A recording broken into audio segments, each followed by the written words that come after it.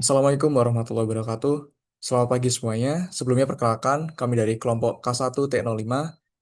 Pada kesempatan hari ini, kami akan mempresentasikan hasil analisis kebutuhan enterprise yang telah kami susun secara komprehensif untuk PT Aku Mitra Digital atau yang akrab disebut sebagai Amital. Mari kita mulai dengan memahami latar belakang dan juga profil dari perusahaan ini. PT Amital adalah perusahaan konsultan IT dan penyedia solusi transformasi digital yang memfokuskan layanannya pada adopsi teknologi cloud dan modernisasi infrastruktur. Berdiri sejak tahun 2021 dan berkantor pusat di Jakarta Pusat, Amital berpotensi beroperasi dengan skala tim menengah, yakni sekitar 11 hingga 50 karyawan. Namun jangan salah, perusahaan ini didirikan oleh para veteran di bidang IT yang membawa pengalaman sangat kaya dari berbagai proyek berskala besar. Kredibilitas ini dibuktikan dengan status Amital sebagai mitra resmi Google untuk layanan cloud migration di Indonesia. Seluruh operasional bisnis Amital digerakkan oleh satu visi besar, yaitu menjadi mitra paling terpercaya dalam menghadirkan solusi cloud yang inovatif dan andal, guna memberdayakan bisnis klien mencapai potensi penuh mereka. Untuk mewujudkan visi tersebut, mereka berpegang pada misi yang berfokus pada lima hal pokok. Memberikan keunggulan melalui solusi cloud yang aman dan scalable. Lalu kedua, membangun kepercayaan dengan mengedepankan transparansi dan integritas. Ketiga, inovasi lebih cepat dengan terus menawarkan teknologi mutakhir. Keempat, memastikan keandalan demi menjaga kelancaran operasional klien. Dan kelima, yang terakhir, memberdayakan tim melalui peningkatan keahlian SDM secara berkelanjutan.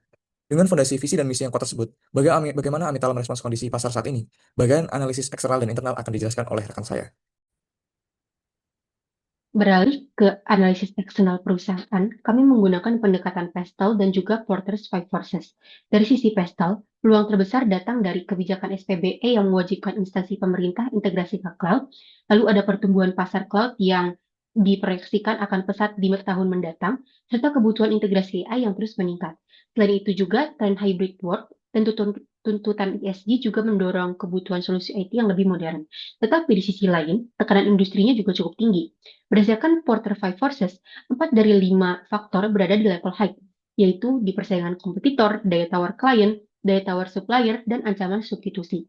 Dari analisis ini kita bisa melihat, meskipun peluang pasar IT terus berkembang, perusahaan berada di industri dengan tingkat persaingan yang sangat tinggi.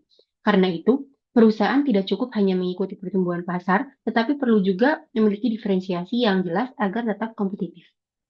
Kita masuk ke analisis kondisi internal Amital. Berdasarkan data yang kami dapatkan, perusahaan mendapatkan pendapatan sekitar 50 miliar di tahun 2025, serta 30 miliar di tahun sebelumnya. Kemudian setelah kami kalkulasikan, didapatkanlah market growth rate sebesar 66,7% dan relatif market share-nya berada di angka 0,50. Hal ini menunjukkan bahwa perusahaan berada di pasar dengan pertumbuhan yang tinggi, tetapi market share-nya masih cukup rendah dibanding dengan kompetitor utamanya. Dan ketika kita petakan ke dalam matriks BCG, posisi perusahaan berada di kuadran wildcat. Lalu jika kita lihat lebih dalam lagi, perusahaan memiliki tiga kekuatan dan juga dua kelemahan, di mana kekuatan utamanya yaitu Amital memiliki SDM yang unggul di bidang cloud, AI dan juga cyber security, serta kelemahannya yaitu dia masih bergantung dengan infrastruktur pada vendor cloud. Dan arah strategi yang kami rekomendasikan adalah dengan menginvestasikan lebih banyak sumber daya lagi untuk mengembangkan pangsa pasarnya, agar dia bisa beralih ke kuadran star dan terhindar dari tergeser ke kuadran blue. Dari hasil analisis, kami mengidentifikasi terdapat 8 kebutuhan strategis PT Akmitra Digital yang dipetakan ke 4 perspektif balance scorecard. Nah, yang pertama dari sisi financial. PT Aku Mitra Digital perlu mendiversifikasi revenue lewat modal SaaS dan managed service dengan target pendapatan 80 miliar rupiah. Sementara dari sisi customer, fokusnya itu ada di transparansi biaya dan peningkatan support 24/7 via WhatsApp. Di internal business process, dua prioritas utama adalah integrasi AI ke produk internal seperti Arsipco dan Inaproc, serta penerapan Zero Trust Security. Dan yang terakhir adalah dari sisi learning and growth, PT Aku Mitra Digital perlu investasi di sertifikasi cloud sumber daya manusia dan penyediaan sandbox untuk riset teknologi baru. Selanjutnya, pada diagram ini kami memetakan bagaimana Amital mengintegrasikan aktivitas utama dan juga pendukung untuk memastikan pengiriman solusi cloud yang efektif. Untuk aktivitas utama, operasional kami berfokus pada siklus order to delivery.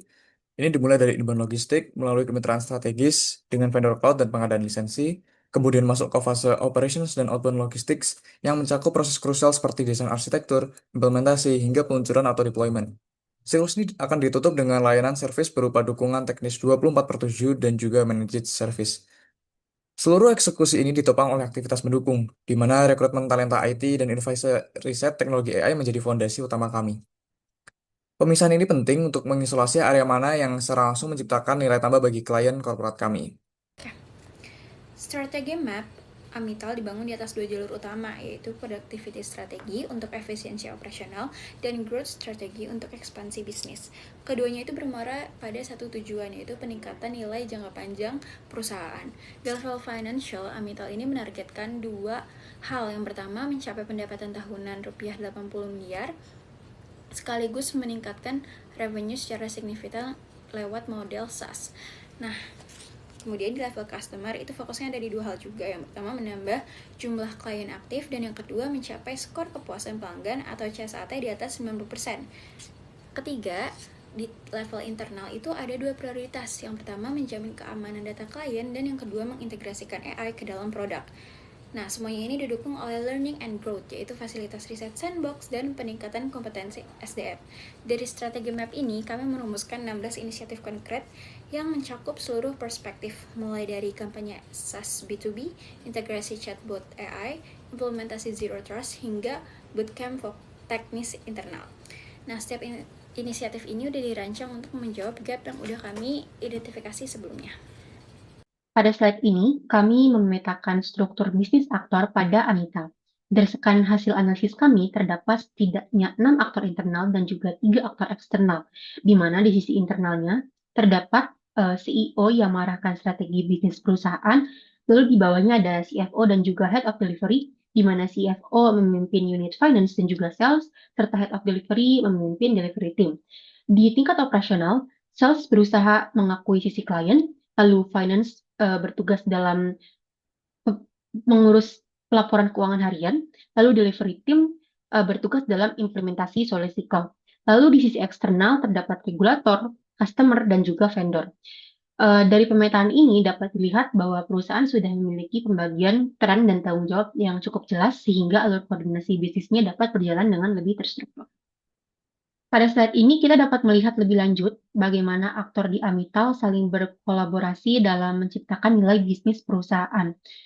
Ada beberapa kolaborasi penting, misalnya seperti customer communication yang melibatkan sales dan juga customer untuk mencari tahu kebutuhan sistemnya seperti apa. Lalu yang kedua ada kolaborasi pengerjaan proyek, yakni antara delivery team dan juga head of delivery. Selanjutnya di sisi support ada kolaborasi pendanaan proyek yang melibatkan CFO dan juga finance. Nah, dari pemetaan ini kita bisa melihat bahwa kolaborasi antar aktor sebenarnya sudah cukup baik, tetapi masih terdapat peluang optimalisasi. Optimalisasi yang kita sarankan itu yang pertama adalah dengan menambahkan business interface berupa AI untuk mendukung delivery team agar pekerjaan mereka menjadi lebih efisien. Lalu yang kedua dengan menambahkan aktor HR untuk menjaga kompetensi teknis tim. Dengan menambahkan dua hal ini, itu akan menjadi fondasi esensial untuk operasional masa depan. Beralih ke capability mapping, kami mengidentifikasi seluruh kemampuan inti perusahaan dan membaginya ke dalam tiga hierarki, yaitu strategic, core, dan juga supporting capabilities. Namun, insight terpenting ada pada hasil analisis kondisi kematangan atau maturity level di sisi kanan nih. Saat ini, seluruh kapabilitas operasional Amital baru berada pada level 1 hingga level 3 define. Kami mengidentifikasi adanya gap atau kesenjangan, di mana belum ada kapabilitas yang mencapai level 4, quantitatively managed maupun level 5 optimizing. Mengapa ini terjadi? Akar penyebabnya adalah operasional Amital saat ini masih berfokus pada standarisasi prosedur dasar dan belum sepenuhnya menerapkan otomasi proses bisnis secara end-to-end. Namun, kami tidak melihat ini sebagai kelemahan. Sebaliknya, gap ini secara rasional membuka ruang pertumbuhan yang masif dan akan menjadi landasan utama kami dalam merumuskan inisiatif transformasi digital, terutama dalam hal otomatisasi. Pada value stream diagram ini, kita bisa melihat aliran informasi dan layanan solusi cloud dari hulu ke hilir. Proses ini sepenuhnya dikendalikan oleh tim project management yang menjembatani antara klien dengan vendor cloud. Aliran layanan kami terbagi ke dalam 6 tahapan eksekusi inti. Mari kita fokus pada lead time ladder di bagian bawah. Untuk mengeksekusi satu proyek cloud skala menengah, Amital membutuhkan waktu pengerjaan aktual atau proses time selama 36 hari. Namun, akibat adanya waiting time atau waktu jeda, total lead time membengkak menjadi 48 hari. Jika kita hitung, activity ratio atau rasio efisiensi kita berada di angka 75%. Angka ini tergolong baik. Namun, mari kita lihat lebih dalam. Tahap paling optimal adalah deployment dengan efisiensi sempurna 100%. Sebaliknya, bottleneck atau titik terendah justru ada di tahap awal, yaitu assessment, yang hanya mencapai efisiensi 62,5%. Akibat tingginya waktu konfirmasi klien, ini adalah ruang perbaikan utama kita. Untuk mengatasi kebocoran waktu tersebut, kami Cut. Untuk mengatasi kebocoran waktu tersebut, kami menerapkan sistem tata kelola atau governance yang ketat, seperti yang terlihat pada slide ini. Pada slide value stream modeling, kami melakukan standarisasi tata kelola melalui penerapan stage gates. Setiap dari 6 tahapan yang kita bahas sebelumnya, kini dibekali dengan entry kriteria dan juga exit kriteria yang mutlak. Sebagai contoh, tahap implementation dan migration tidak bisa dimulai jika infrastruktur belum siap, dan tidak bisa diakhiri jika sistem belum terbangun dan data termigrasi dengan aman.